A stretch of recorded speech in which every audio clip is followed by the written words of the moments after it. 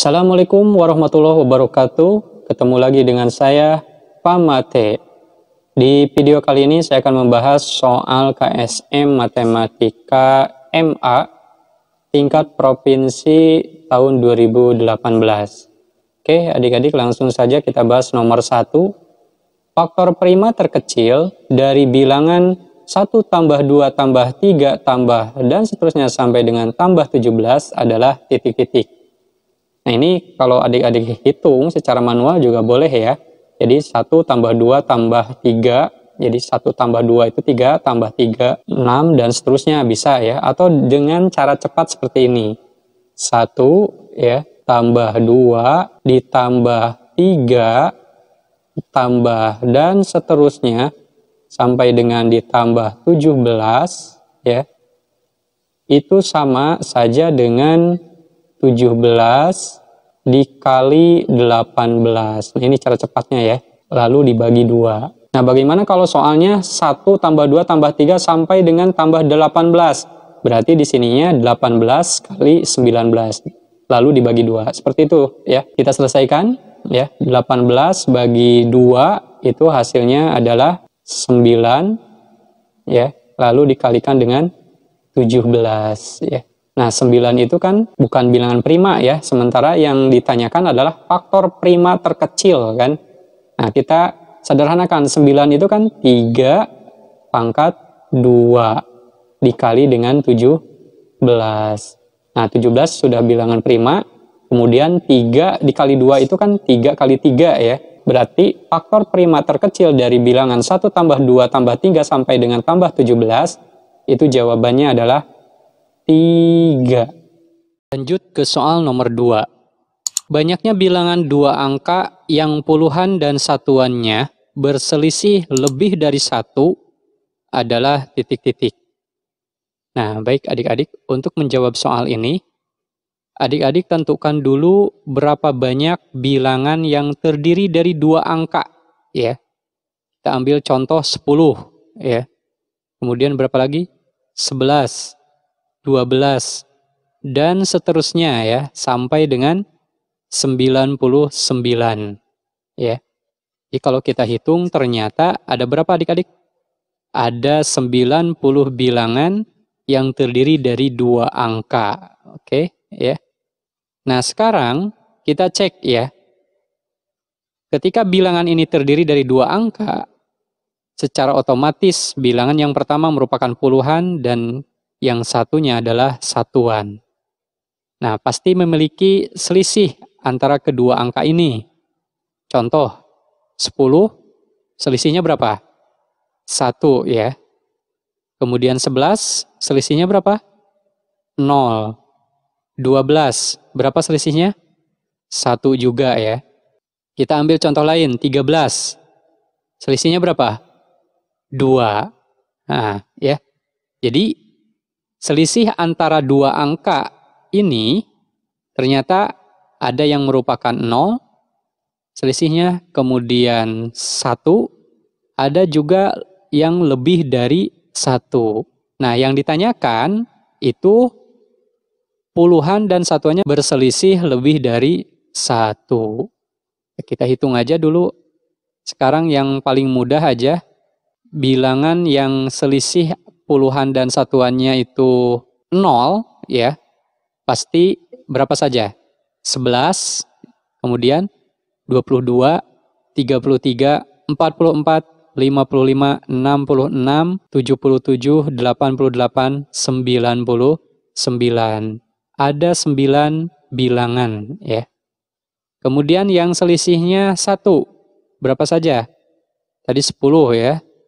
Kemudian berapa lagi? 12 dan seterusnya ya. Kita cek ternyata ada 17 bilangan. Nah, sehingga puluhan dan satuan yang berselisih lebih dari 1 itu tinggal dihitung saja. Tadi kan bilangan yang terdiri dari 2 angka itu ada 90 ya. Tinggal dikurangi saja dengan bilangan-bilangan yang punya selisih 0 dan 1 ya. Tadi selisih 0-nya 9, kemudian selisih 1-nya 17. 9 tambah 17, 26. Sehingga hasilnya 90 dikurangi 26, yaitu 64 bilangan. Lanjut ke soal nomor 3. Diketahui pasangan bilangan real X, Y memenuhi persamaan 2 dikali X tambah Y min 1 itu sama dengan X plus XY sama dengan 10. Salah satu nilai dari Y plus XY yang mungkin adalah titik-titik. Oke, kita selesaikan adik-adik. Pertama kita uraikan persamaan 2 dikali X plus Y min 1 sama dengan 10 atau X plus XY sama dengan 10. Ya. Yang pertama kita uraikan dulu yang ini nih. 2X plus Y min 1 sama dengan 10. Kita uraikan 2 dikali X plus Y 2 kali X plus Y, kemudian 2 kali min 1 min 2 sama dengan 10. Lalu kita selesaikan lagi, 2 kali X plus Y sama dengan 10. Nah, min 2-nya pindah ruas jadi plus 2 ya. 10 tambah 2, 12. Sehingga kita peroleh X plus Y-nya sama dengan 12 bagi 2, 6 ya. Dan kita peroleh nilai X-nya adalah 6 min Y. Ya, pindah ruas Y-nya. Lalu berikutnya, X plus XY ini juga sama dengan 10. Ya, kita uraikan atau kita faktorkan ini. X dikali 1 plus Y. Ya, itu sama dengan 10. Nah, X-nya kita substitusi tadi. 6 min Y. Dikali 1 plus Y sama dengan 10. Lalu kita kalikan ke dalam. 6 kali 1, 6. 6 kali Y, 6Y. Kemudian min Y kali 1, min 1Y. Hasilnya plus 5Y. Kemudian min Y dikali Y, min Y kuadrat. Sama dengan 10. Kita selesaikan lagi. 5Y min Y kuadrat. Nah, 10-nya pindah ruas ya. Ke ruas kiri. 10 min 6, hasilnya min 4. Agar min Y kuadratnya positif, ya supaya mudah memfaktorkannya, kita kalikan negatif semuanya.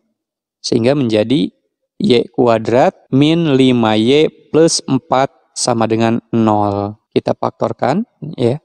Y kali Y, kemudian kita cari bilangan berapa kali berapa yang hasilnya 4 ketika dijumlahkan hasilnya min 5, yaitu min 1 dan min 4 ya.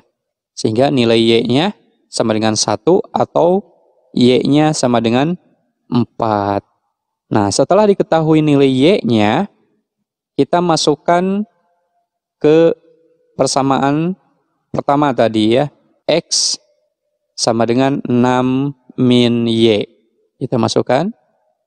Ketika Y-nya 1, maka X-nya sama dengan 6 min 1, yaitu 5. Kemudian ketika Y-nya 4, maka X-nya 6 min 4, ya, sama dengan 2.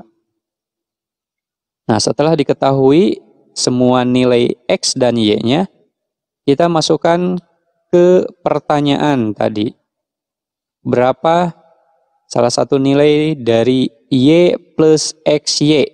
Ya, kita masukkan. Untuk Y sama dengan 1 dan X sama dengan 5, maka Y plus XY-nya sama dengan 1 ditambah 5 kali 1, ya, yaitu 6.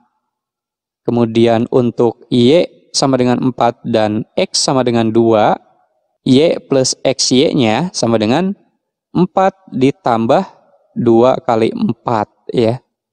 Hasilnya adalah 8 tambah 4. Hasilnya 12.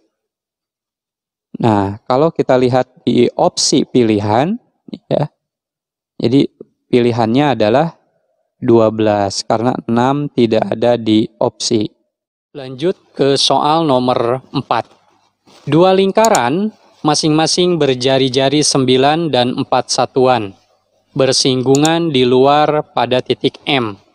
Jika N merupakan perpotongan garis singgung persekutuan luarnya, panjang MN dibulatkan ke bawah adalah titik-titik. Oke, adik-adik, untuk menjawab soal ini, kita gambar terlebih dahulu kedua buah lingkaran tadi, ya. Kita buat lingkaran. Yang pertama dengan jari-jari 9, ya. Kemudian lingkaran yang kedua, nah di sini bersinggungan di luar, ya. Seperti ini, kita buat lingkaran kecilnya dengan jari-jari 4 satuan, ya. Kedua lingkaran ini bersinggungan tadi, ya. Di sini nih, ini merupakan titik M. Lalu dimisalkan, ya, titik N ini merupakan perpotongan garis singgung persekutuan luarnya. Jadi ada garis singgung di sini. Nah, seperti ini, ya. Di sini ada titik potong N namanya, ya.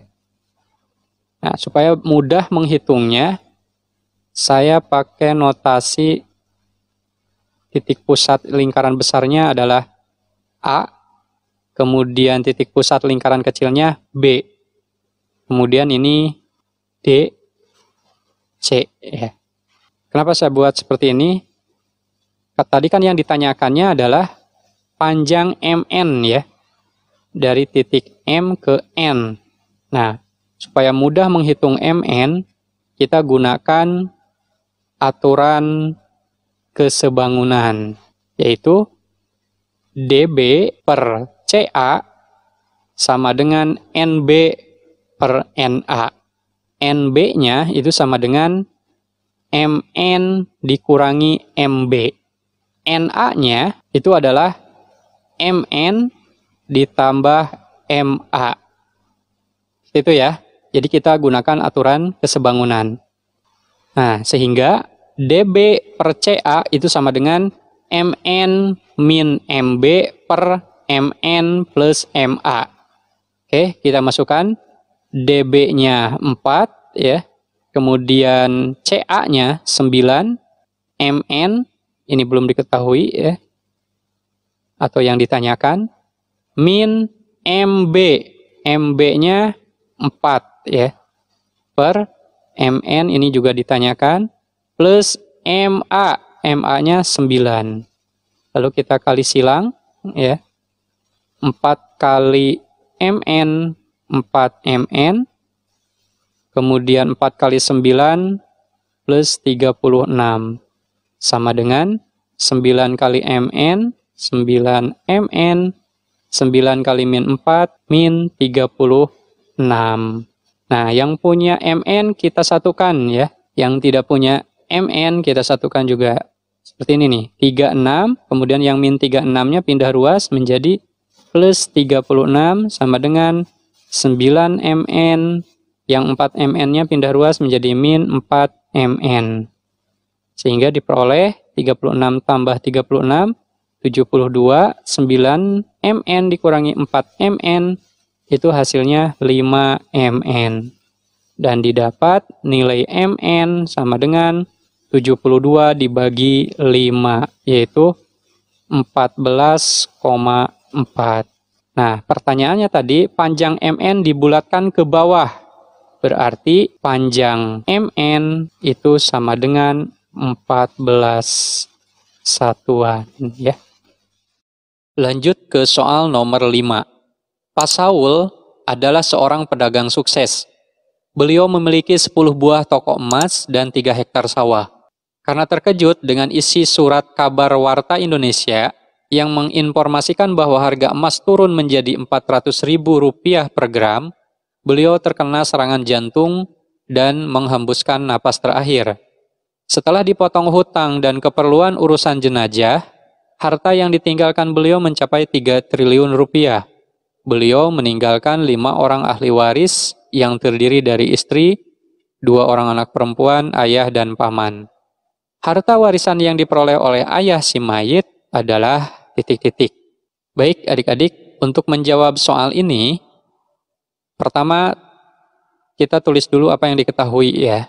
Harta yang ditinggalkan si mayit itu 3 triliun rupiah. Kemudian ahli warisnya, kita buat tabel seperti ini ya. Siapa saja ahli warisnya? Istri, ya. Kemudian 2 orang anak perempuan, ayah dan paman. Lalu tentukan bagiannya. Istri bagiannya itu 1/8. Kenapa? Karena ada anak. Kemudian 2 orang anak perempuan itu bagiannya 2/3 ya. Kenapa? Karena anak perempuannya ada 2 dan tanpa anak laki-laki. Kemudian bagian ayah itu 1/6 ditambah sisa. Kenapa? Karena ada anak perempuan. Dan bagian paman itu tidak ada. Kenapa? Karena terhalang oleh ayah. Lalu berikutnya kita tentukan asal masalah. Nah, asal masalah di sini cari bilangan yang bisa membagi semua penyebut yang ada di bagian masing-masing ahli waris di sini ya. Perhatikan, di sini penyebutnya 6, 3, dan 8. Kira-kira berapa bilangan yang bisa dibagi oleh angka 6, 3, dan 8? Yaitu 24 ya. Jadi asal masalahnya 24. Nah, sekarang kita tentukan persamaan penyebutnya. Untuk istri, tadi kan 1/8-nya ya. Maka dikalikan dengan asal masalah, yaitu 24. 24 dikali 1/8, atau 1/8 kali 24 ya. Tinggal 24 bagi 8, sama dengan 3. Kemudian 2 orang anak perempuan, di sini 2/3-nya, kali 24. Ya, 24 bagi 3, itu hasilnya adalah 8. 8 kali 2, 16. Kemudian ayah 1/6-nya, ditambah nanti sisa kalau ada sisa ya. 1/6 kali 24. Nah, 24 bagi 6, hasilnya 4 ya. Kemudian kita hitung ya. Tadi istri persamaan penyebutnya adalah 3. Kemudian 2 orang anak perempuan 16, dan ayah sementara paman 0 ya. Karena tidak punya bagian dia. Nah, kalau kita jumlahkan ya, 3 ditambah 16 itu 19, ditambah 4 23. Sementara asal masalahnya tadi adalah berapa? 24 ya. Berarti ada sisa 1. Nah, maka dimasukkan ke bagian ayah. Kenapa? Tadi kan 1/6 plus sisa. Karena setelah dikalikan dengan penyebut atau asal masalahnya 24, hasilnya 4 tadi ya, ditambah 1 jadi 5. Nah, pertanyaannya tadi, berapakah harta warisan yang diperoleh oleh ayah si mayit? Ya, tinggal dikalikan saja. Berarti bagiannya adalah 5/24 ya, dikali 3 triliun. Yaitu 625 miliar.